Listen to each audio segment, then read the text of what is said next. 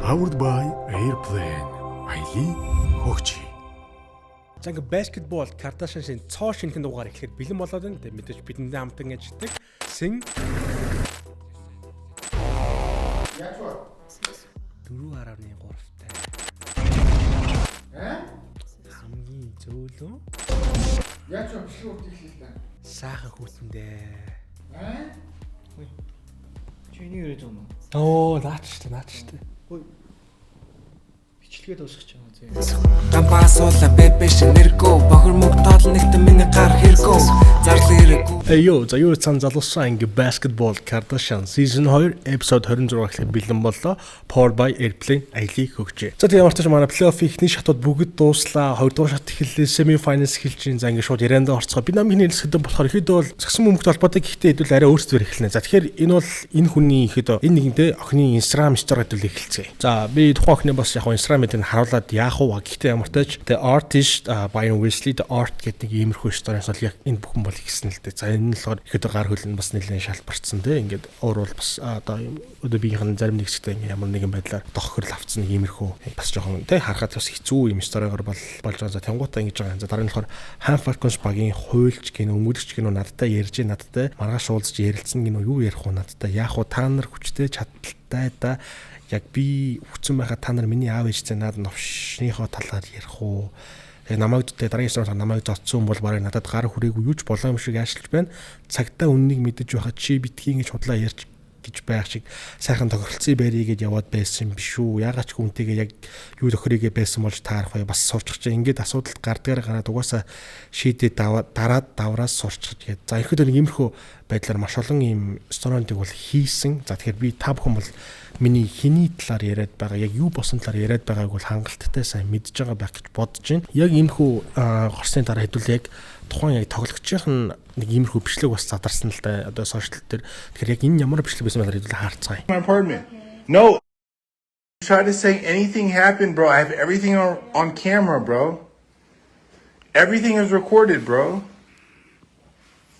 I'm asking you nicely to leave my apartment. I'm asking you very nicely to leave my apartment. No, not okay. You're acting like a crazy girl right now. You're acting like a crazy girl. All I'm asking is for you to leave my apartment. There's no please, nothing. Just go home, please. I'm asking you, please, to go home. Please go home. I want you to go home. No. I want you to go home, please. Everything is being recorded right now. I'm asking you very nicely to go home. За та бүхэн тухайн бичлэгийг үзсэн байх. Ерхийдөө бол саний одоо процессыг нэг хэсэг нь саний одоо босон үйл явдлын нэг процессыг бол баримтжуулаад бол нэг юм хөө бичлэг хийгээд бол олон нийтэд бол одоо тарсан. За тэгээд тухайн бичлэгээр болохоор ямар тач те ингээд та бүхэн үзсэн байх. Бүгд өөрөөсөө дор бүрийн бол дүнэлтээ хийсэн байх гэж бодож байгаа. Тэнгүүд дахиад бас C1 телевизээс яг тухайн одоо хүнтэй охирчтой одоо ингээд бас нэг ярилцлага хийсэн байлаа. Тэр ярилцлагад бас нэг зарим нэг хэсгийг бол үдсэн зүгдэг гэж би бол бодож байна. За ямар ч бас нэг иймэрхүү тайлбарыг бол хийсэн байна. Харин бас болоогүй яг Han Falcons багаж болоо албан ёсны нэг иймэрхүү мэдээллийг бол гаргасан байна л да. За мэдээлэл нь болохоор албан ёсны мэдээлэл. За сүүлийн өдрүүдэд нийгмийн сүлжээний тус багийн тоглогч Bayern Wesleyтэй холбоотой мэдээлэл өргөн хүрээнд даргаж байгаатай холбогдуулан дараах албан ёсны тайлбарыг хүргэж байна. Багийн зүгээс уг асуудал нэн дээр анхаарал хандуулж холбогдох талуудаас тодруулга авч нөхцөл байдлыг бодтойгоор тогтоохоор ажиллаж байна. Одоогийн байдлаар олон нийтэд даргасан мэдээлэл нь бүрэн баталгаажгүй нэг талын шинжтэй байгааг анхаарах зүйтэй юм. Уг асуудлыг холбогдох хууль хяналтын байгууллага шалгаж байгаа бөгөөд эцсийн дүгнэлтийг ирэх бүхий байгууллага гаргана. Манай баг нь альва хэлбэрийн хүчирхийллийг үл дэмждэг бөгөөд тоглогч бүрээсээ ёс зүйн хариуцлага өндөр түвшинд шаарддаг. Ийм уг асуудал бид нь хуцтай, хариуцлагатай хандаж тоглогч болон багийн нэр хүнд холбоотой баталгаагүй мэдээлэл тарах үйлдэл холбогдож журмын дагуу арга хэмжээг авч ажиллах болно. Олон нийт дэмжигч та бүхнээс альва мэдээлэл шүүлтүүртэй их бодит их сурвалжид тулгуурлан хандхыг хүсье. Манай баг хариуцлага, сахилга бат спортын ёс зүйн эрхэмлэн ажилладаг бөгөөд альва асуудал бодиттой нухастай хандсаар ирсэн. Иймд бид энэхүү нөхцөл байдлыг хариуцлагаар шийдвэрлэхийн зэрэгцээ багийнхаа үндсэн зорилго болон шударга услан багийн нэгдэнт байдлыг хадгалан дараагийн тоглолтуудад бүрэн төвлөн оролцох болно багийн удирдлага гэдэг ингээд тамга тэмдэгтэй нэг иймэрхүү албаас юм мэдлэг гаргасан байна.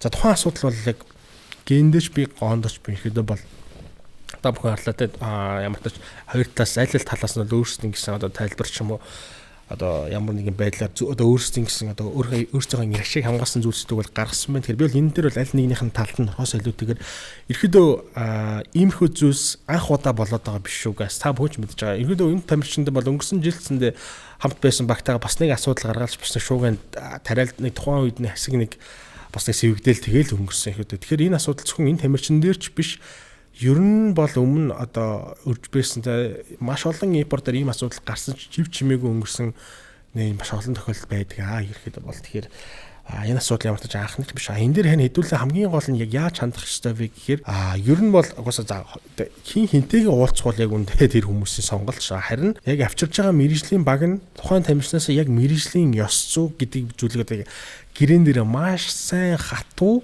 анхааруулж тэр нөхцөл тэр заалтуудыг оруулж хөл хамгийн чухал байгаа юм. Яг ямар нэгэн бэлэр иймэрхүү асуудал дахиад гарахыг хэдүүлээ үүсэхгүй. Тийм учраас энэс сэргийлээд дараагийн одоо ирж байгаа импортууд дээр бол нэлээд энд одоо энэ дэр бол дуртад бол миний бодлоор хөлгүүд бол хамгийн сайн гэрээг бол хийж чаддаг санагддаг. Одоо хамгийн сайн тамирчтай юм талбайгаас гадуурх яаж хэн бие зүв авч явах уу? Яаж одоо мэргэжлийн байх уу гэдэг тэр гэрээг бол одоо айгуу сайн хийдэг юм шиг санагдтiin. Тамирчтай нөхцөлүүдийг айгуу сайн ойлгуулж бас чаддаг санагддаг. Тэгэхээр одоо бус багуус нь ялгаагүй ерөөдөө бол ямар ч тийм нэг асуудалгүйгээр тиймэрхүүл зохицуултыг хийхгүй бол энэ асуудал бол дахиад гарвал ерөөдөө бол цэсэн мөн сөрөгчдөд бол бас нэлээд дургу хүлээж авах байх. Тэгээд тухайн тоглогчийн хувьд ямар ч тач өөрөө болохоор ер нь бол тий зарим ч 100 сая төгрөгөөс таргуулсан юм шиг байлээ цагдаа дээр гомдлаараа тэгээд энэ асуудал бол ингээд өнгөрлөө хад би сайн хэлсэн ямар тач гайс тэгээд яг энэ асуудлаар та хүмүүс өөрийнхөө санаа бодлыг бол коммент дээр үлдээгээрэй.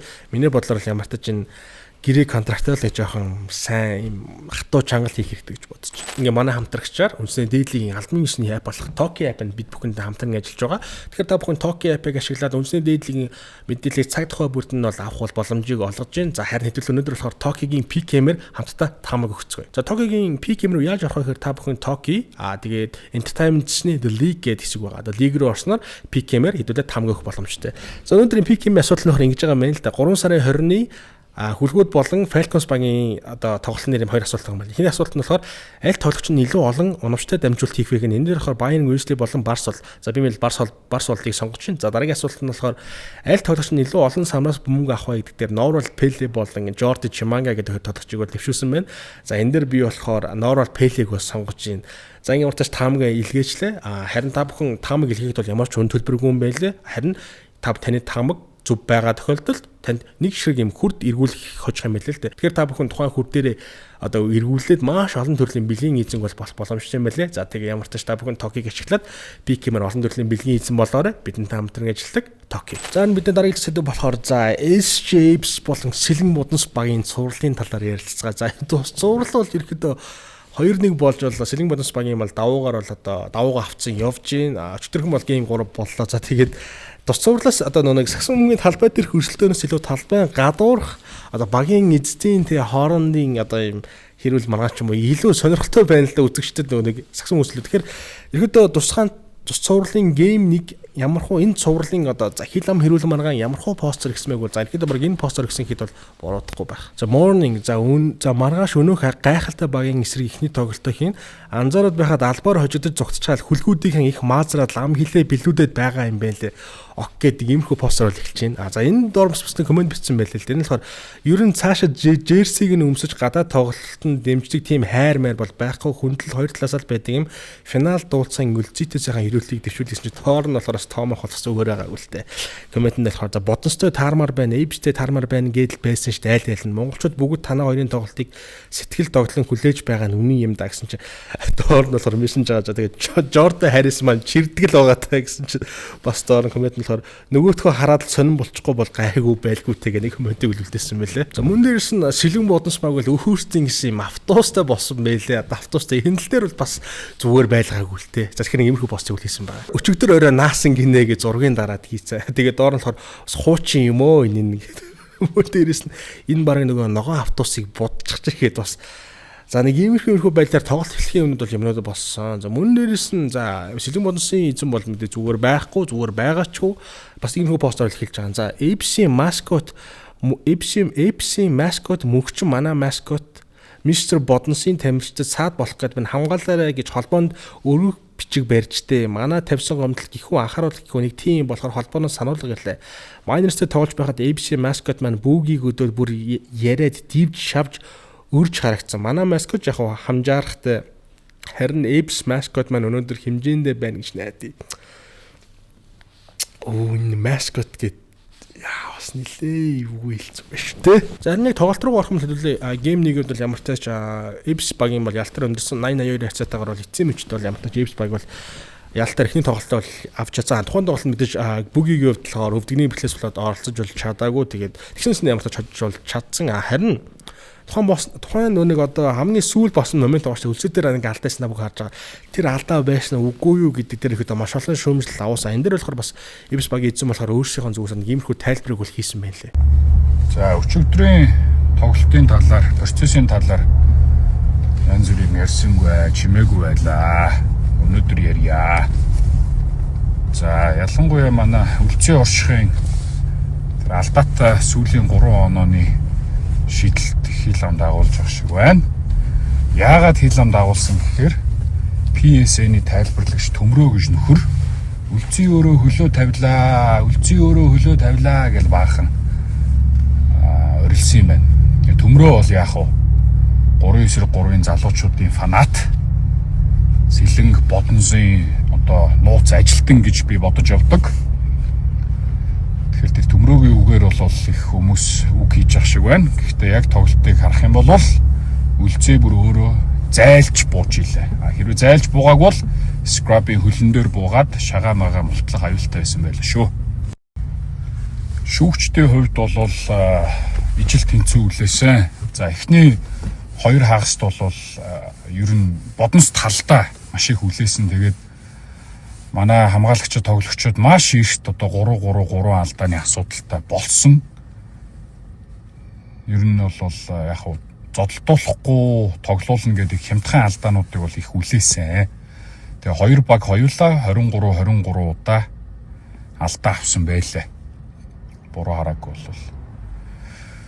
Тэгэхээр шүүлтийн хувьд бол өчигдөр харин тэр эцсийн мөчөд үлций дээр их анхааралтай харж үлээсэнд бол одоо баярлсан.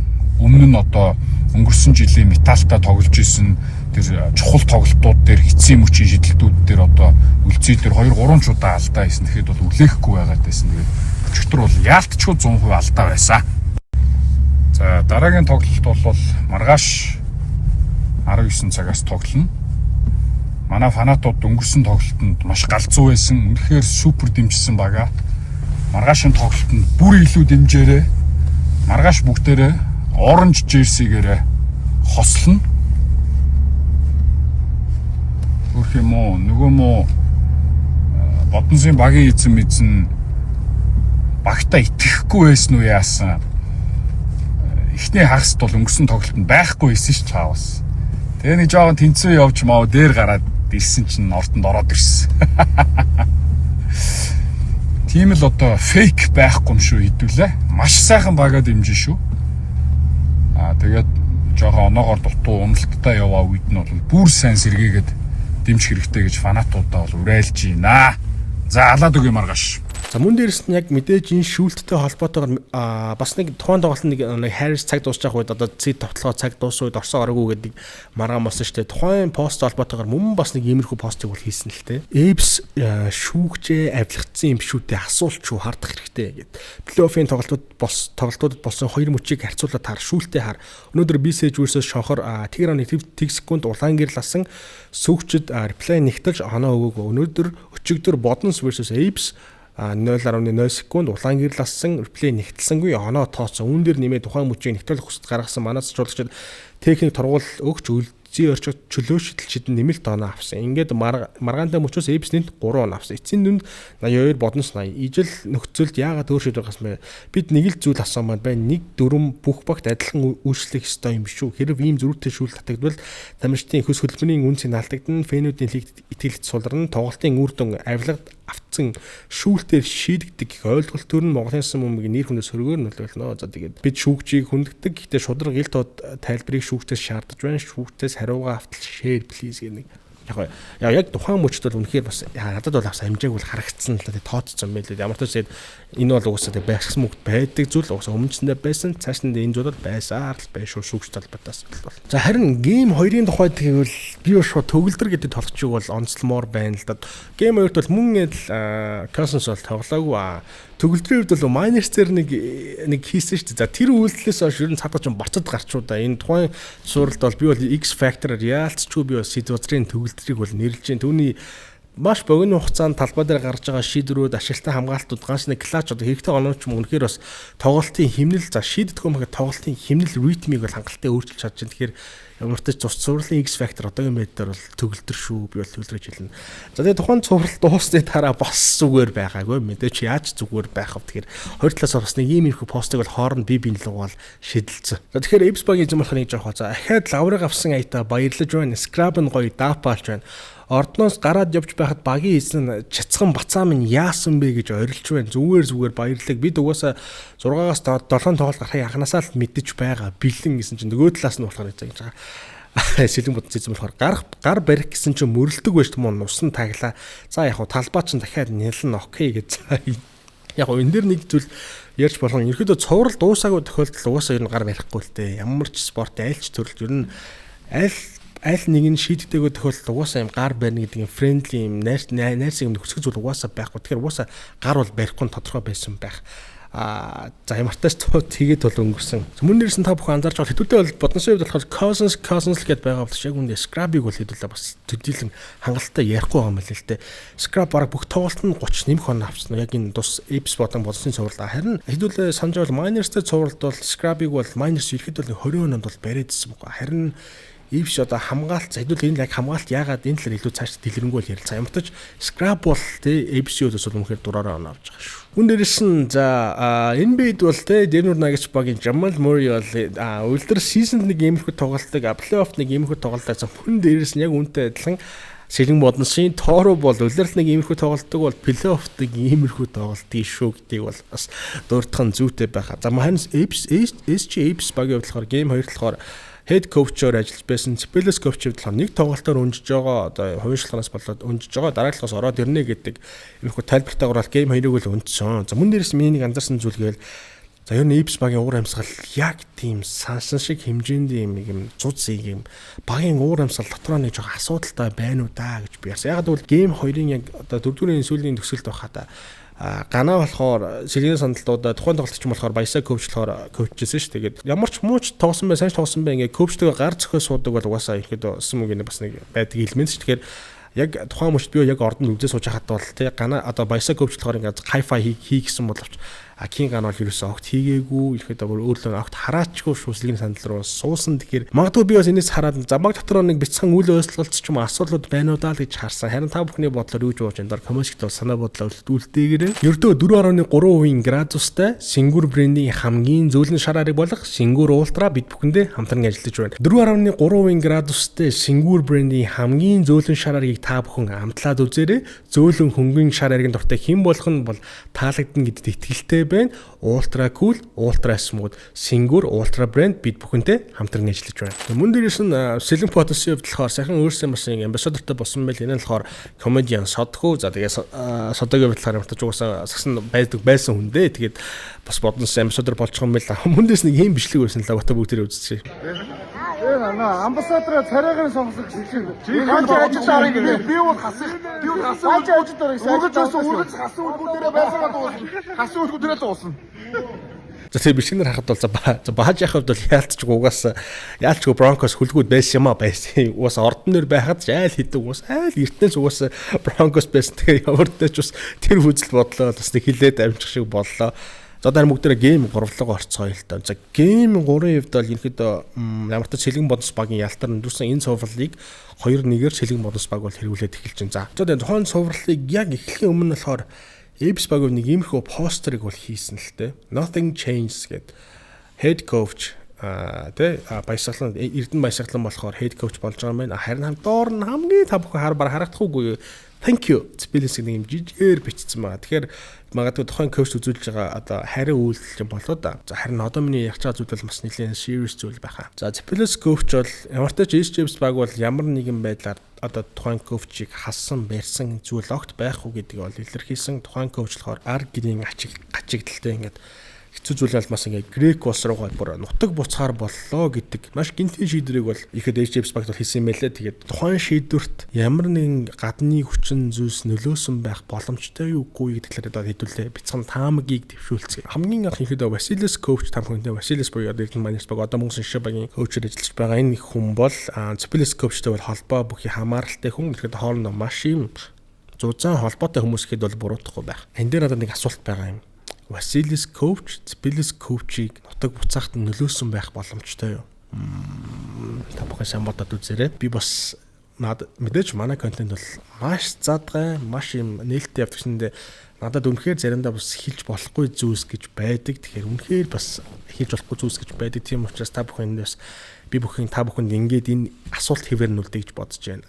Vasilis коуч, Spillis коучийг явахт нь ямар нэгэн байдлаар нөлөө үзүүлсэн байх боломжтой юу гэдэг талаар та бүхэн өөрсдөө тэгээд бодоод үзсгэн биз дээ. Ямар ч тач гейм 3 талаар гейм 3 руу орцгоо. За тэгээд гейм 3 талаар Cousins бол иргэжсэн. Энэ зур данхуудаага Cousins талбай дээр гарлаа. Тухайн тоглолтод 15 он авсан. Scrub 35 он авсан. Нийлээд энэ хоёр тоглогч бол 50 он авсан. За Сэлгэн багийн хоёр тамирчин бол нийлээд 50 он авсан бол East James багийн хоёр импорт тамирчин буюу Jordan Harris, James Carnick хоёр тухайн тоглолтод нийлээд нийт 16-доо довтлж ердөө хоёрыг амжилттай болгосон бөгөөд 12 он авсан. За Томи ахын хэлээд идэх чинь баг биелээ баг үннээ олоод байгаа юм шүү дээ. Та бүхэн юу гэж бодож байна? Томи болохоор гэдэг подкаст руунд орохдоо болохоор хэлсэн шүү дээ. Ерөөдөө баг чирдэг юм. Баг юм чирдэг тийм менталтэй тоглогч нар угаасаа биш ээ. Зүгээр юм сайн рол тоглогчоо гэдэг өнцгөөс бол хэлсэн. За тэгээд тухайн тоглолтыг би бол бас яг ярианад үзсэн хүний хувьд болохоор за Cousins aura гэж үнэхээр байна шүү. Cousins-ийн aura гэж үнэхээр байна. Жишээлбэл одоо ингээл Carnick этерхий ингээд мисмэч этерхий ингээд доор ингээд Cousins-д тулж байгаацсандээ яг тэр одоо Cousins-ийн өдөөс нэг их царахгүй байгаа байдал ер нь нэг тийм нэг жоохон имэйлттэй ч юм уу те ер нь нэг ингээд чанга өдөөс нь үг хэлж чадахгүй нэг тийм аавар байна. Jordan Harris-өвч ерөнхийдөө нэг юм инээгээл те ингээд яг юм зөрөгтэй яг юм биш. Ерөнхийдөө нэг инээгээл нэг хөнгөн маазраал ганц нэг юм яриад ерөөс яг ингээд нүдрүү нь ерөөс ихцэж нэг хараадсан юм байхгүй. Яг нэг өдөөс нь те ингээд үзчихс нэг тим юм яг би физиологи байсан яг нэг юм аураны хувьд бол яалтчгүй Cousins aura гэж бол guys бэд юм байна лээ шүү. Энэ талаар та бүхэн бас үнэхээр бас мэдэрсэн болоор комисс үлдээгээрээ. Тэгээд тухайн тоглолтод бол бас нэлээд олооны зөрүүтэй бол дууссан. Хамгийн гол нь 3 дугаар үед үлзээ өшх бол талбайгаас бол хөөхс. Энэ бол маш харамсалтай. Ихэдээ үлзээ бол үнэхээр тоглолтод нь авчихсан байхгүй. Эпсэс үнэхээр үлзээл байлээ шүү. Үнэхээр үлзээ өшгөл байлээ. Тэр тоглолт нь та хит одоо 3-аас хит дараалж хийгээ тэр моментиг өөрсөндөө эргүүлж авах үед нь бол ямар ч тач түүнийг бол спортын бусалтай гарсан гэдэг талбайгаас бол чөлөөсөн. За тэгэл ер нь үлзээ байхгүй бол ер нь эпсийн тоглолт бол ер нь уусан да яалтчгүй оны зөвч барьж байгаа. Өмнөөс нь Cousins-ийг бас нэг юм байна. Талбайд ирсэн багийн тамирчтай яаж одоо сэтгэл зүгээр наатгах юм. Энийг бол та бүхэн бол доктэс үүлээс нь харсан бахта гар зогч байгаа болонгууд нь ингээд нөхөрсгөр гэж энэ бол ингээд сэтгэл зүгээр наадаад байгаа энийг хэлбэрлэлтэй ерөөдөө тэр тал дээр Cousins бас үнэхээр бас мастер юм байлээ ялч цаач юм бол. За тэгээ коучийн хад бол яг жил бол коучтэй бол манайх бол нэг юм румрыг бол гарсан BK-ийн румр. Энэ болохоор үнэхээр бас яг санал авч үзсэн билээ. Тэгээд нөгөө талаас нь бол зөвшөөрөө гэдэг тиймэрхүү зүйлийг бол би бол олж сонссон байгаа. За тэгээд мөн дээрээс нь гейм 3 дээр болохоор King Ganagov ердөө 5 минутыг талбай дээр үүс 1-3-аас бол шидэлтийг хийсэн. Тэгэхээр яг мэдээж баг дотор уур амьсгал асуудалтай байж болон тамирч хоорондоо коуч хоорондоо асуудалтай байж болно. Гэхдээ тухайн багаас одоо ганц финалийн хаалт үзсэн туршлагатай одоо хүмүүсийн нэг бол яалтчгүй ганааш тийм учраас миний бодлоор плей-оффт бол ганаад бол бас зарим нэг үед нь хэрэгтэй шийдрүүдээ гаргах тэрхий нөгөө талбай дээр бас ролментийг өгөх нь илүү зүйтэй гэж миний хувьд бол харж байгаа. Энд бол одоо өнгөрсөн жил майнус авраг авсан туршлага байна те. Тэгэхээр тэр бүгдийг бодоод бас нэг минутын бас ер нь жоохон арай тухайн тоглолтод надад бас хангалттай өгсөн санагдсан да. Энэ жил 10 жилийн тохиож буй Monlive спорт хувцас үйлдвэр нь спортын ямар ч хувцсыг бол маш өндөр түвшинд бол хийж гүйцэтгэдэг. За тэгээд та бүхэн өөрсдийн сэтгэл хүрсэн тийм спортын хувцсыг хийлгэхийг хүсвэл би бол Monlive гэж зөвлөж байна. За тэгээд хаягийн хувьд тэгвэл King Tower хотхны 130 дугаар байр нь бол Monlive маань бол байрлаж байгаа. За би доорх нь усны дугаарыг гаргаж та бүхэн ямар нэгэн спортын хувцс хэрэг хэрэгтэй бол Monlive спорт хувцас үйлдвэрлэлд хандаарай. За мөн дээрээс нь сэлгэн бодонсод бас нэг ярих зүйлс байна л да. Тухайн цувралчд үнэхээр мүлжүүртэй юм хаалтчихгүй. За би бол яг торуугийн өмнөөс бол би бол яг ичгүйсэн яг энэ тухайн постерыг хараад бол. За энэ ч одоо хэдэн тэрбум төгрөгийн төсөвтэй баг үлээ. Тэг маркетингийн хүний ажиллаас нэг гинт халтсан ч юм уу ямар ч нэг юм эмх замбраагүй. За тэр хийсэн постэр нь болохоор ингэ хашин ChatGPT-гээр баг энэ хоёр хүнийг холиод энэ тэг Predator юу санамгчин агнах цаг ирлээ мэрлээ ч гэнэ юм official юм ерөөсөө ботонцоос мэдрэхдэггүй байна. Сошиал дээр одоо өөрсдөө сошиал дээрх бие авч явж байгаа интерпейж хөтөл үнэхээр ямар ч нэг юм юу мэдрэхдэггүй надад юм профешнл мэрэгжлэнсэн мөнгөний багийн юу ч надад үнэрдэхгүй харагдахгүй байгаа байхгүй одоо тэр аталаад спонсордоо логог байршуулсан байгаа байдал ашигласан одоо фонт юу ч юм уу тэр мэдхгүй үнэхээр яг Canva дээр нэг 10 жилийн хүүхэд нэг 5 минутын суугаад хийц айтайл постерууд хийх юм тэгээд энэ багч ууг нь сошиал дээрх өнгө төрх нь бас тухайн багийн фэн бейс ч юм ингээ яаж нөлөөлдөг үлээ гэдэг ус хэдүүлээ сайн мэдж байгаа ш. Тэгэхээр яг бодносын үнэхээр real fan base байгаа бол энэ асуудал дээр бол би бол зүгээр багийнхан пэйж рүү бичээсэй гэж үнэхээр хүсэж байна. Бөөнөрөө бичээд энэ нэг айтайхан дизайнер авчаач тэг. Би бол тороогүй өнөөдөр постерыг хараад бол юу вэ гэж бодсон тийм. За бидний дараагийн сэдв болохоор за BSH Nice багийн удирдал бол ингээд албаасаар дууссан Хам Falcons багтаа нэг 6 тоглолт 4-2 ярцсаар бол тухайн цуврал маань бол дууслаа ингэснээр BSH Nice баг сүүлийн 5 удирдал ихний шатаад авч чадсангүй. Мэдвэл хамгийн энгийн тооцоолыг хийгээд үзэл да. За магадгүй өнгөрсөн хамгийн багтаа л ер нь 5 жилд бол нэг 10-аас 15 тэрбум ингээд BSH Nice баг бол зарцуулсан байна. Зарцуулсан байх угаасаа ойлгомжтой. Тэгэхээр 5 жилийн хугацаанд одоо яг хөө мэдээж авраг аваагүй л бол яг хөө фейл гэдэг тийм үл байхгүй л. Гэхдээ Nice багийн хувьд болохоор сүүлийн 5 удирдалд нэгдүгээр шатнаас шүү дээ. Хүмүүн тэгээд хэдүүл ямар хоо цуврал яаж хождгийг хэдүүл нэг давчин дурдаад өнгөрөө л да. За энэ жил болохоор тийм Nice Falcons-тэй 4-2 өнгөрсөн жил болохоор Bodens-тэй 4-1-ээр дууссан бол за тэгээд өнгөрсөн жил болохоор BSH гард нэртэй байсан шүү дээ. Broncos-тэй 4-3 за тэгээд тэр өмнө болохоор M гард нэртэй байсан Brothers-тэй бас 4-2 за тэгээд Танан гард Miners-тэй гэдэг ингээд сүүлийн 5 удирдал бол дууслаа.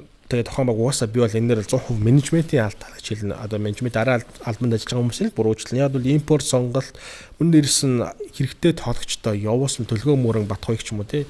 Хьюга дээр явуулсан юм. Иймэрхүү шийдвэрдээс болоод ерөөдөө энэ багийн амжилт иймэрхүү энэ үйлдэл нэг иймэрхүү байдлаар өндөрлөө гэж харж байна. Тэгээд Эрдэнэ цогт Warren 2-ын уран дээр өндөрлөлөө дөө энэ цуврал бол үнэхээр тус цувралын 6 дахь тоглолтын дараах Батхуйгийн хэвлэлийн баг хурал дээр өгсөн ярьцаа бол бас жоохон олайхалыг татсан шүү дээ. Тэгэхээр энэ тэн дээр болохоор тэгээ Nice багт бол баярлаа. Тэгээд надад яг тэр баярлж байгаанууд нэг юм итгий санаасан талаа нэг юм намайг дотон үнс нь баярлаа гэж байна. Намайг өөр баг руу сольж байгаагаар явуулсан баярлаа. За ингэ бидний хийсэн гэрээ гэж байгаа гэрээ дууслаа даа гэж яхад баярлаа гэж байгаа ч юм уу. Тиймэрхүү байдлаар хэд Бат хоёрын хувьд бас нэлээ өөрийгөө харуулсан BSH Nice багийн удирдлагаас нэлээ харсан байх ирэхэд бас буруу хүнээ явуулсан гэдгээ ч бас өөртөө бол мэдсэн байх мэдэрсэн ч байх. Тэгээд Game Day podcast нь бол Бат хоёрын хувьд орсон байлаа. Тэгэхээр нэг хэсэг дээр бол нэг иймэрхүү зүйлийг ярьсан байлаа. Ихэд яагаад Nice ч явсан бэ тухай нэг хэсгийг нь ярьсан байлаа. Тэгэхэд бол ихэд та бүхэн биш үзүүч гэж бодсон яг тухайн хэсгийг. Nice дээр тэгээ ер нь яг юу болсон?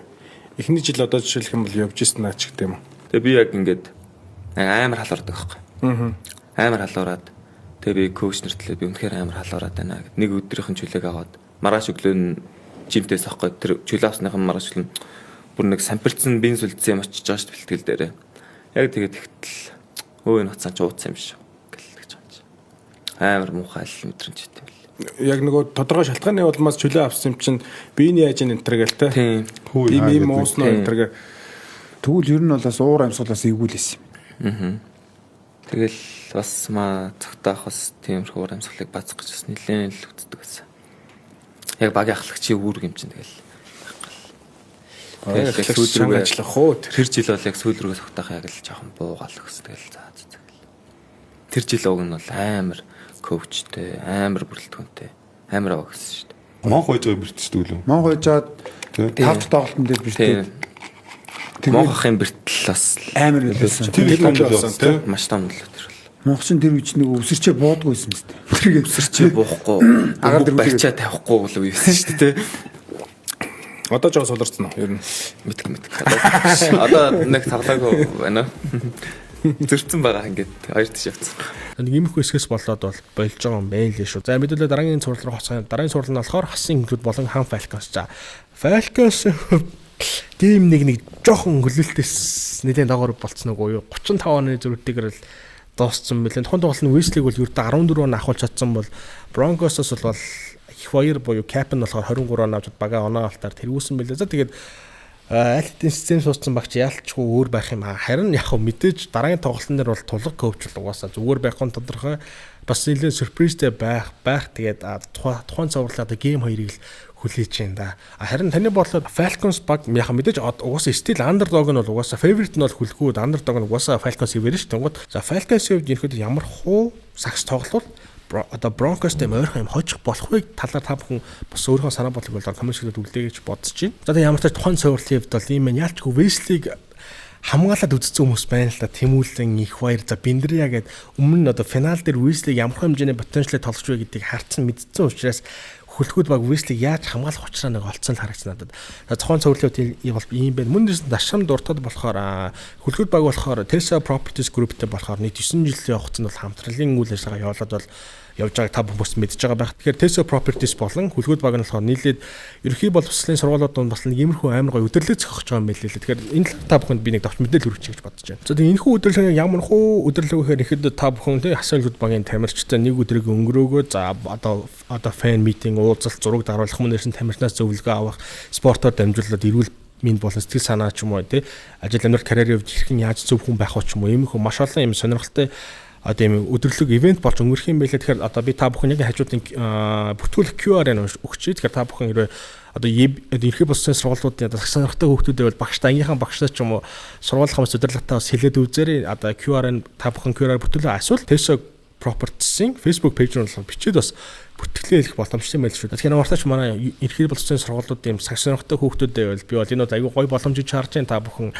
ямартаач бичээд холбогдоод энэ ивентэд оролцоорой. За харин Knights-ийн хувьд болохоор бас нэгэн surprise мэдээтэй юм шиг байлаа. Ихэд анар коуч болохоор Knights багтай нэгдэх гэж байгаа гэсэн нэг юм шууд мэдээлэл бол ирсэн л дээ. Тэгэхээр хэрвээ өнөө бол амтнаас Knights баг шууд дараагийн удирдлагад ороод эхэлсэн байна. Хэрвээ анар коучийг нэгтгэжүүл за тухайн багт бол магадгүй нэлээд том өөрчлөлт ирэх байх гэж би бол харж байна. Маш зөв сонголт гэж би орж байна. Тэгэхээр хэдүүлээ магадгүй дараа удирдал head coach-оор анар коучийг бол BCH Knights багаас харахыг үгүйсэхгүй шүү. За мөн дээрс нь анхаарал татж байгаа нэг юу байна л да. Энэ болохоор мэдээж жижигхэн шийдвэр байгаа. Энэ зууны хэдүүлээ одноноос эхлээ энийг юусаа ярьж эхлэх зүйтэй гэж бодож байна. Мэдээж энэ зууны хамгийн том free agent юу ахта энэ дууны хамгийн том одоо лигийн бас нэг хүчний тэнцвэрийг өөрчлөх хэмжээний одоо чадвартай толчууд ялч жижиг байна. Жижигүүд за миний бодлоор бол угаасаа энэ бол манай BK-ийн зүгээс гаргаж байгаа юм тамаг байгаа. Дархан United болон за BCH Knights баг бол яг мөнгөн дөнгөний хувьд хамгийн өндөр юм саналыг тавих магадaltaй хоёр баг гэж би бол харж байна. За Falcons Hugo баг учраас би бол дараач Hugo тал угаасаа гэрийг сонгох тийм учраас Falcons-ыг би болохоор яг энэс бол түр ингээд хаш навчаа. Тэгэхээр Дархан United болон Knights-д угаасаа холбогчийн байр нэн тэрүүн хэрэгтэй байгаа учраас хэрвээ дараа үйлрэлд бид бас тэгтээ түүний шийдвэр бас яах нь вэ? Магадгүй эмгэлтэй тоглоод бас металл багтаа үнэн чи үлдэх нь ч юм уу тухайн шийдвэрүүд харж явартаж миний хувьд бол Дархан United болон BCH Knights багийн нэгэн л дараа намар ихэд л олчих байх таа л гэсэн юм таамаг байна да. Харин та бүхний таамаг ямар хөө байна доор комментд санаа бодлоо үлдээгээрэй. За ямар ч манай өнөөдрийн сэдв маань нэг иймэрхүү байлаа. Одоо хэдүүлээ бүгдээрээ BTF-ийн Adidas-ын боллоо орцгоо. За өнөөдөр манай BTF-ийн Adidas-ын боллоор хэдүүлээ Harden Walsh Uno гэдэг загварын талаар ярилцгаая. За бүгд шууд unboxing хийцгээе. Бас гэлтэр за. Хэдүүлээ Harden Uno-г ярихаас өмнө бас нэг бицэн тухайг ярих гэж бодож байна. За Harden-ийн хувьд болохоор ахлах сургуулиасаа эхлээд